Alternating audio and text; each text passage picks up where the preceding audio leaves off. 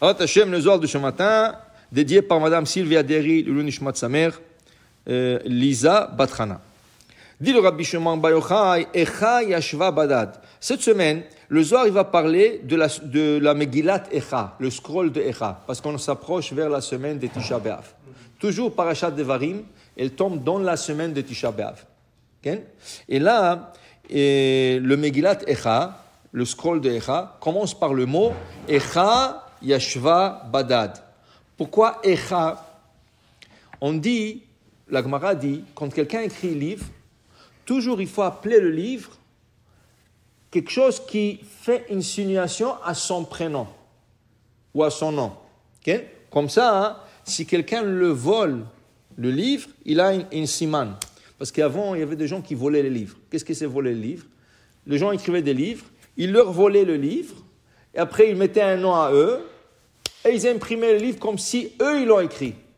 Okay? Et ça arrivait très courant. Alors, on dit toujours dans un livre, quand tu appelles le livre d'un certain nom, tu l'appelles avec un siman de ton prénom. Ton prénom. Maintenant, Echa, c'est Rachet Tevot. Ani, Irmia, Cohen, Aanatoti. Qui a écrit le scroll d'Echa? Irmia.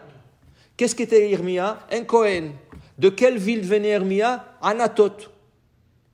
Alors, Ani, Irmia, Cohen, Aanatoti. Il a scellé son nom, le premier mot du scroll. Echa. Que personne ne peut dire un jour que lui, Hachem, s'est dévoilé à lui.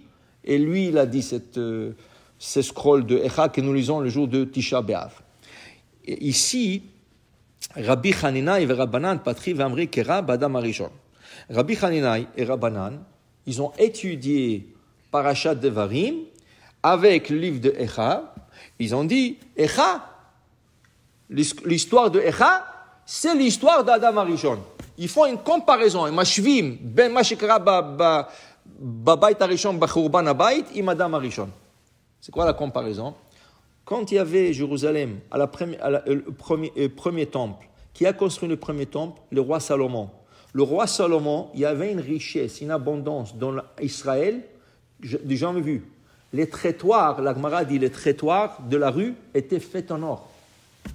Personne n'est venu de la maison avec des marteaux pour casser un morceau, pour prendre la maison. Pourquoi? Vezahav kechol hayam. L'or était comme le sable au bord de la mer. Il y avait tellement de l'or, parce que le goïm de toutes les nations, ils venaient donner de l'or au roi Salomon. Mais il y avait tellement, l'or était jeté par terre. Personne ne touchait. Tu sais, c'est quand tu n'as pas, tu ramasses. Quand il y a, tu ne fais pas attention. Mais il y avait tellement de l'or et de l'argent, la Gemara dit c'était jeté par terre. Et les gens, qu'est-ce qu'ils faisaient à l'époque du roi Salomon? Ils étudiaient la Torah toute la journée. Ils n'avaient rien à faire avec l'or. Ils prenaient un livre, ils avaient un figuier, ils avaient Geffen, ils avaient une vigne, et ils allaient étudier la Torah. L'or et l'argent, ce n'était pas important. Okay? Jusqu'à que le Beth Amikdash, malheureusement, a été détruit. Tout cet or et argent est parti en Babylone. Okay? Premier temple. Okay? La même chose, il dit Adam Arishon. Adam Arishon, il avait le bonheur qui n'existe pas. D'abord, où est-ce qu'il était? Il était au paradis. Gan Eden. Il était au Gan Eden. Le Malachim venait lui retirer son manger. La Midrash, il dit Malachim ayubaim machinim lo'ochel Adam Arishon. Il lui préparait à manger. Okay? Il lui donnait à boire. Ayu sortim lo anavim. Sim lo yain. Il lui redonnait à boire. Quel Gan Eden waya, Adam Arishon. Waouh. Okay? Et qu'est-ce qui est arrivé? Il est venu le Nahash. Le serpent est venu. Il a commencé à parler à Hava, petit à petit, jusqu'à il lui a causé la faute d'aller manger et goûter Metz Adaat. Okay? Et qu'est-ce qui est arrivé? Hachem lui a dit, lo shama atali, tu m'as désobéi, out. Sors. Okay? Même chose. Bet Amikdash Arishon, Hachem leur a donné une abondance, je vous ai donné l'or et l'argent, regardez là, tout ça, vous ne m'avez pas écouté, vous avez fait Avodah Zara, Giloy Arayot, adultère, Shvichut Damim, vous êtes tués entre vous, alors vous ne méritez rien, out. Ou out, exil, Babylone. Okay? Alors le Chaverim, Rabbi Hananai et Rabbanan, quand ils étudiaient le scroll de Echa, il faisait une comparaison avec Adam Arishon. Okay? C'est la même chose. Qui veut dire, les situations reviennent, mais ceux qui jouent le rôle sont différents. Toujours, כל המצבים שהיו פעם חוזרים על עצמם. Ça revient. Alors c'est pour ça que Rabbi Shimon Bar Yochai nous explique dans Parashat Shemot que la sortie d'Égypte va retourner. C'est qu'on est sorti d'Égypte, ça va retourner. Dans nos jours à nous. Comment? On est sorti d'Égypte, d'exil, on est venu en Israël.